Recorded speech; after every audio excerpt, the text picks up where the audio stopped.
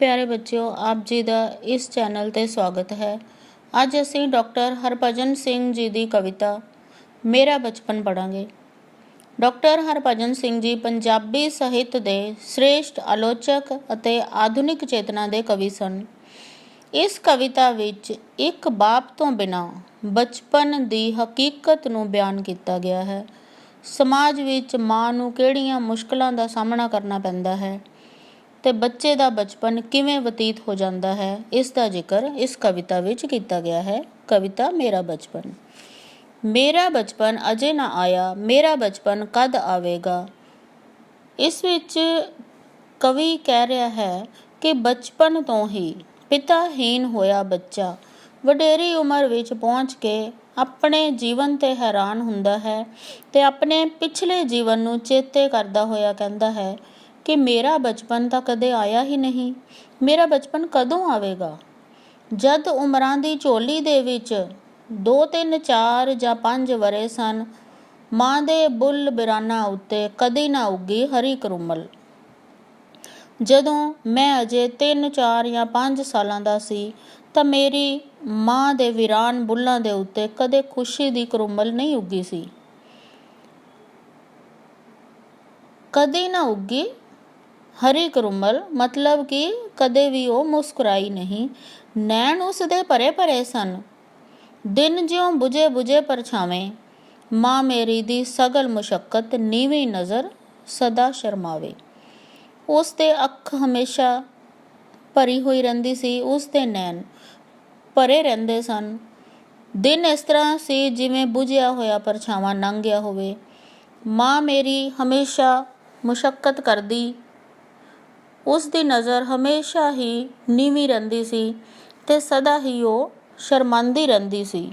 ਕਿਉਂਕਿ ਉਹ ਇੱਕ ਵਿਧਵਾ ਸੀ। ਰਾਤ ਸੁਲਗਦਾ ਸੁੰਝਾ ਪਾਲਾ, ਮੈਂ ਮੇਰੀ ਮਾਂ ਦੀਪ ਵਿਹੂਣੇ। ਰਾਤ ਨੂੰ ਜਦੋਂ ਬਹੁਤ ਜ਼ਿਆਦਾ ਠੰਡ ਹੁੰਦੀ ਸੀ ਤੇ ਉਸ ਦੇ ਵਿੱਚ ਮੈਂ ਤੇ ਮੇਰੀ ਮਾਂ ਬਿਨਾਂ ਦੀਪਕ ਜਲਾਏ ਸੁੱਤੇ ਹੁੰਦੇ ਸੀ। ਜਿਉਂ ਹਨੇਰੇ ਦੀ ਚੁੰਬ ਮਾਰ ਕੇ 2 ਬੂਟੇ ਕੁਮਲਾਏ ਸੁੱਤੇ। ਅਸੀਂ ਇਸ ਤਰ੍ਹਾਂ ਇੱਕ ਦੂਸਰੇ ਨਾਲ ਲਿਪਟ ਕੇ ਸੁੱਤੇ ਹੁੰਦੇ ਸੀ ਜਿਵੇਂ ਹਨੇਰੇ ਦੀ ਬੁੱਕਲ ਮਾਰ ਕੇ 2 ਕੁਮਲਾਏ ਹੋਏ ਬੂਟੇ ਇੱਕ ਦੂਸਰੇ ਦੇ ਨਾਲ ਸੁੱਤੇ ਪਏ ਹੋਣ। ਸਾਡੇ ਵਿਹੜੇ ਮਰੀ ਕਹਾਣੀ, ਇੱਕ ਸੀ ਰਾਜਾ ਇੱਕ ਸੀ ਰਾਣੀ।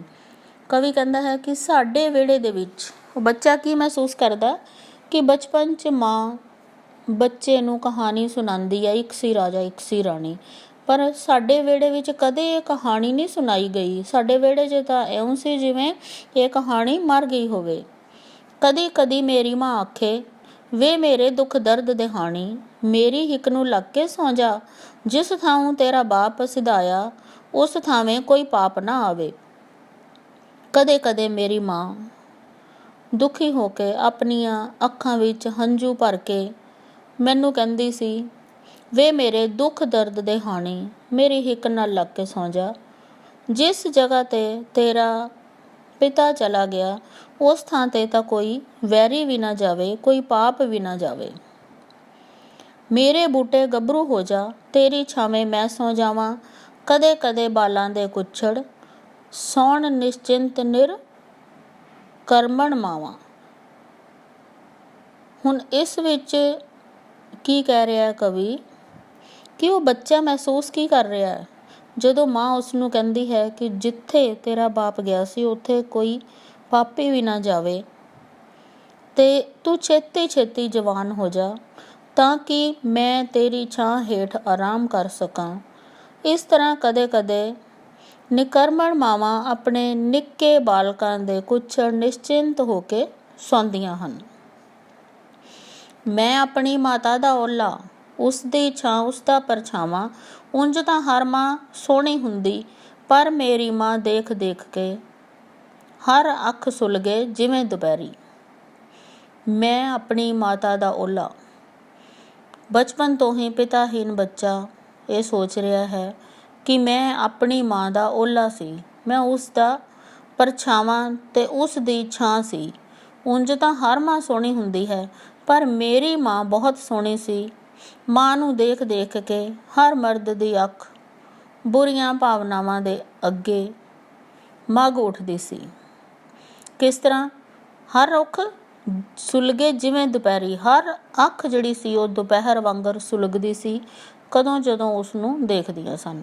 ਮੈਂ ਉਸ ਦੇ ਸੰਗ ਤੁਰਿਆ ਜਾਵਾਂ, ਚੁੱਪ ਸੰਗਣੀ ਛਾਂ ਇਕਹਿਰੀ, ਨਜ਼ਰ ਨਜ਼ਰ ਮੇਰਾ ਮਕਤਬ ਸੀ, ਬੋਲ ਬੋਲ ਸੀ ਸੰਥਾ ਮੇਰੀ। ਮੈਂ ਆਪਣੀ ਮਾਂ ਦੇ ਨਾਲ ਜ਼ਿੰਦਗੀ ਬਿਤਾਉਣ ਦਾ ਜਾ ਰਿਹਾ ਸੀ। ਅਸੀਂ ਦੋਵੇਂ ਹਰ ਪਲ ਚੁੱਪ-ਚਾਪ ਰਹਿੰਦੇ ਸਾਂ। ਉਹ ਆਪਣੀ ਛਾਂ ਦੇ ਰਹੀ ਸੀ, ਪਰ ਸੰਘਣੀ ਚੁੱਪ ਵਿੱਚ ਅਸੀਂ ਦੋ ਜਣੇ ਇੱਕ ਹੀ ਪ੍ਰਤੀਤ ਹੁੰਦੇ ਸੀ। ਲੋਕਾਂ ਦੀਆਂ ਕਿਉਂਕਿ ਮੈਲੀਆਂ ਨਜ਼ਰਾਂ ਜਿਹੜੀਆਂ ਹੈ ਉਹ ਔਰਤ 'ਤੇ ਜ਼ਰੂਰ ਪੈਂਦੀਆਂ ਹਨ, ਔਰ ਖਾਸ ਕਰ ਵਿਧਵਾ ਦੇ ਉੱਪਰ ਤਾਂ ਉਸ ਤੋਂ ਵੀ ਜ਼ਿਆਦਾ। ਇਸ ਕਰਕੇ ਉਹ ਬੱਚਾ ਵੀ ਇਹ ਮਹਿਸੂਸ ਕਰਦਾ ਹੈ। ਬੋਲ ਬੋਲ ਸੀ ਸੰਥਾ ਮੇਰੀ, ਬਚਪਨ ਆਂਦਾ ਤਾਂ ਕਿਸ ਰਾਹੋਂ, ਹਰ ਰਾਹ ਸੂਝ ਸਮਝ ਨੇ ਘੇਰੀ। ਲੋਕਾਂ ਦੀਆਂ ਮੈਲੀਆਂ ਨਜ਼ਰਾਂ ਮੇਰੀ ਪਾਠਸ਼ਾਲਾ ਸਨ ਤੇ ਉਹਨਾਂ ਦਾ ਇੱਕ ਇੱਕ ਬੋਲ ਮੇਰਾ ਪਾਠ ਸੀ। ਪਰ ਮੇਰਾ ਬਚਪਨ ਕਿਉਂ ਨਾ ਆਇਆ? ਕਿਉਂਕਿ ਕੋਈ ਰਾਹ ਨਹੀਂ ਮਿਲਿਆ ਉਹਨਾਂ ਨੂੰ ਆਉਣ ਲਈ। ਹਰ ਪਾਸੇ ਤੋਂ ਸੂਝ ਸਮਝ ਕੇ ਮੈਨੂੰ ਘੇਰੀ ਰੱਖਿਆ ਸੀ, ਤੇ ਜਿੱਥੇ ਸੂਝ ਸਮਝ ਹੁੰਦੀ ਹੈ ਉੱਥੇ ਬਚਪਨ ਨਹੀਂ ਆਇਆ, ਔਰ ਨਾ ਹੀ ਆਂਦਾ ਹੈ, ਕਿਉਂਕਿ ਲੋਕਾਂ ਦੀਆਂ ਮੈਲੀਆਂ ਨਜ਼ਰਾਂ ਨੇ ਮੈਨੂੰ ਸਮੇਂ ਤੋਂ ਪਹਿਲਾਂ ਹੀ ਸਮਝਦਾਰ ਬਣਾ ਦਿੱਤਾ ਸੀ। ਇੱਕ ਦਿਨ ਮਾਂ ਨੇ ਬਾਤ ਸੁਣਾਈ, ਕਿਵੇਂ ਉਸਨੇ ਆਪਣੇ ਹੱਥੀਂ ਮੇਰੇ ਪਿਤਾ ਦੀ ਚਿਤਾ ਜਲਾਈ। ਇੱਕ ਦਿਨ ਮੈਨੂੰ ਮੇਰੀ ਮਾਂ ਨੇ ਇੱਕ ਕਹਾਣੀ ਸੁਣਾਈ ਕਿ ਕਿਸ ਤਰ੍ਹਾਂ ਉਸਨੇ ਆਪਣੇ ਹੱਥੀਂ ਹੀ ਮੇਰੇ ਪਿਤਾ ਦੀ ਚਿਤਾ ਨੂੰ ਅਗਨੀ ਦਿੱਤੀ।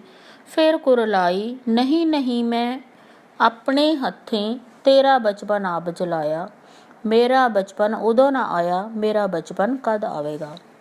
ਫਿਰ ਉਹ ਕਹਿੰਦੀ, ਨਹੀਂ, ਮੈਂ ਆਪਣੇ ਹੱਥੀਂ ਤੇਰੇ ਪਿਤਾ ਦੀ ਚਿਤਾ ਨਹੀਂ ਜਲਾਈ। ਉਹ ਕੁਰਲਾ ਕੇ ਬੋਲੀ, ਬਹੁਤ ਦੁਖੀ ਹੋ ਕੇ, ਕਿ ਨਹੀਂ ਨਹੀਂ, ਮੈਂ ਤਾਂ ਆਪਣੇ ਹੱਥੀਂ ਤੇਰਾ ਬਚਪਨ ਹੀ ਜਲਾ ਦਿੱਤਾ। ਮੇਰਾ ਬਚਪਨ ਉਦੋਂ ਨਾ ਆਇਆ ਜਦੋਂ ਮੈਂ ਛੋਟਾ ਸੀ, ਤਾਂ ਹੁਣ ਮੇਰਾ ਬਚਪਨ ਕਿੱਥੋਂ ਆਉਣਾ ਹੈ? ਮੇਰਾ ਬਚਪਨ ਕਦ ਆਵੇਗਾ? ਹਾਲੇ ਵੀ ਉਸਨੂੰ ਇਹ ਇੱਛਾ ਹੈ ਕਿ ਮੇਰਾ ਬਚਪਨ ਕਦੋਂ ਆਵੇਗਾ।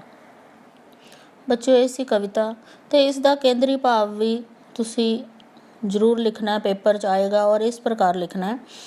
ਮੇਰਾ ਬਚਪਨ ਕਵਿਤਾ ਡਾਕਟਰ ਹਰਭਜਨ ਸਿੰਘ ਦੀ ਲਿਖੀ ਹੋਈ ਹੈ। ਇਸ ਵਿੱਚ ਪਿਤਾਹੀਨ ਬੱਚਾ ਹੋਰਨਾਂ ਸਧਾਰਨ ਬੱਚਿਆਂ ਵਾਂਗ ਆਪਣਾ ਬਚਪਨ ਨਹੀਂ ਭੋਗ ਸਕਦਾ। ਉਸ ਦੀ ਸ਼ਰਮ ਹਯਾ ਵਿੱਚ ਡੁੱਬੀ ਮਾਂ ਉਸ ਦੇ ਮਾਨਸਿਕ ਤੇ ਸਰੀਰਕ ਵਿਕਾਸ ਵਿੱਚ ਹਿੱਸਾ ਨਹੀਂ ਪਾ ਸਕਦੀ। ਅਜਿਹਾ ਬੱਚਾ ਜਦੋਂ ਵੱਡਾ ਹੁੰਦਾ ਹੈ ਤਾਂ ਉਸ ਨੂੰ ਇਸ ਗੱਲ ਦਾ ਦੁੱਖ ਰਹਿੰਦਾ ਹੈ ਕਿ ਉਸ ਦੀ ਮਾਸੂਮੀਅਤ ਉਸ ਪਾਸੋਂ ਖੁੱਸ ਗਈ। ਉਸ ਦਾ ਬਚਪਨ ਕਦੇ ਨਹੀਂ ਆਇਆ, ਕਦੋਂ ਆਵੇਗਾ? ਧੰਨਵਾਦ ਬੱਚਿਓ।